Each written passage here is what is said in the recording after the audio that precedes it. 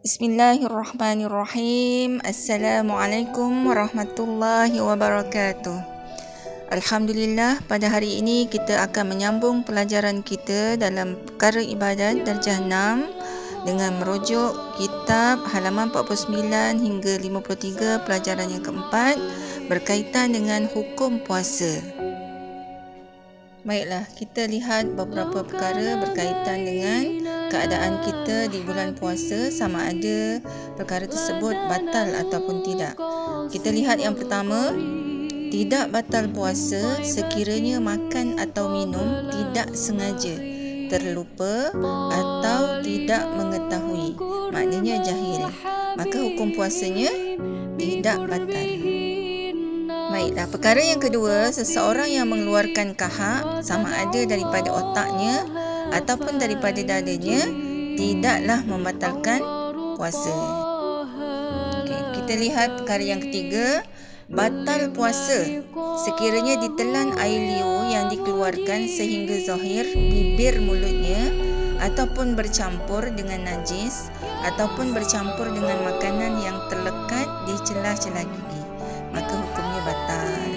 Perkara seterusnya, menelan air liur yang keluar daripada tempatnya tidaklah membatalkan puasa jika suci dan tidak bercampur dengan sesuatu yang lain. Begitu juga bagi orang yang berpenyakit berdarah gusi, maka berpuasa adalah dimaafkan. Selain daripada itu, air liur yang berhimpun di atas lidah seseorang yang berpuasa kemudian dikeluarkan lidahnya dan ditelan pula tidaklah juga membatalkan puasa. Seterusnya kita lihat dua keadaan ini. Yang pertama, berkumur-kumur dan memasukkan air ke dalam hidung dengan syarat tidak berlebih-lebih, maka hukumnya tidak membatalkan puasa.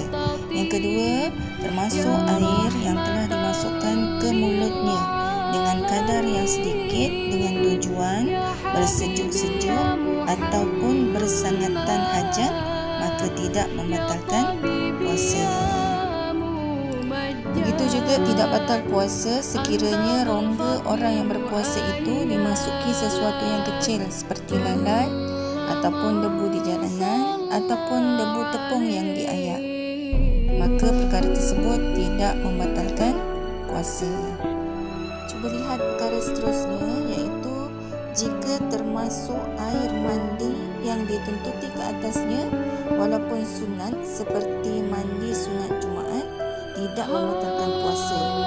Satu lagi, jika keluar mazi ataupun keluar mani dengan sebab mimpi ataupun memandang-mandang dan berfikir-fikir dengan syarat kedua perbuatan tersebut tidak mengeluarkan mani pada adatnya, maka tidak membatalkan puasanya.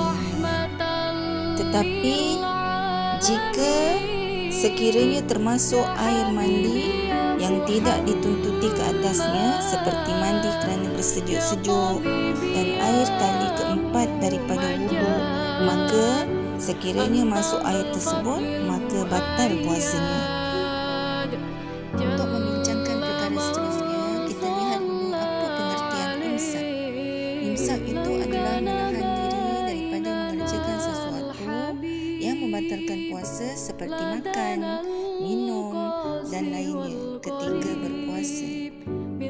Baiklah, kita perhatikan masalah seseorang yang berbuka puasa Ramadan dengan sengaja ataupun orang yang terlupa niat pada malamnya ataupun sabit baginya satu Ramadan pada hari Syak, mereka ini adalah diwajibkan imsak. Maknanya apabila dia diwajibkan imsak, maka dia wajib berpuasa pada hari tersebut, tetapi puasanya itu diqadakkan.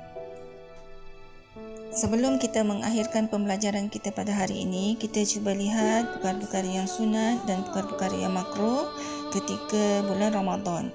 Yang pertama, tengok perkara yang sunat. Yang pertama adalah mandi junub sebelum daripada fajar.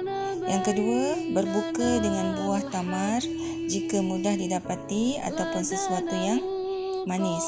Yang ketiga, memperbanyakkan berdoa. Yang keempat, memperbanyakkan membaca Al-Quran. Dan yang kelima, bersedekah. Baiklah, kita lihat perkara-perkara yang makruh dilakukan ketika bulan Ramadan.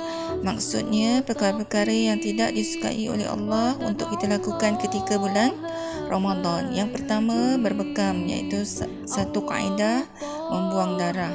Yang kedua, berpantik ataupun memantik, iaitu mengeluarkan darah kotor dengan menyucuk urat darah. Yang ketiga, memamah getah. Yang keempat, merasa makanan. Yang kelima, berlebih-lebihan dalam berkumur-kumur. Yang keenam, berlebih-lebihan dalam memasukkan air ke dalam hidung. Dan yang ketujuh, mengucup isteri dan seumpamanya jika tidak membangkitkan syahwat. Okey, setakat ini sahaja pembelajaran pada hari ini. Sebagai tugasannya, kamu dikendaki menjawab 3 soalan. Yang pertama, tulis 5 keadaan yang membatalkan puasa, sebagaimana contoh-contoh yang diberi pada awal pembelajaran tadi. Yang kedua, tulis 5 perkara sunat ketika berpuasa. Dan yang ketiga, tulis 5 perkara makruh semasa berpuasa. Itu sahaja pembelajaran pada hari ini. Ustazah doakan semoga pembelajaran kali ini mendatangkan manfaat kepada kamu semua, insya-Allah. Sekian, Ustazah sudahi dengan wabillahi taufiq wal hidayah. Wassalamualaikum warahmatullahi wabarakatuh.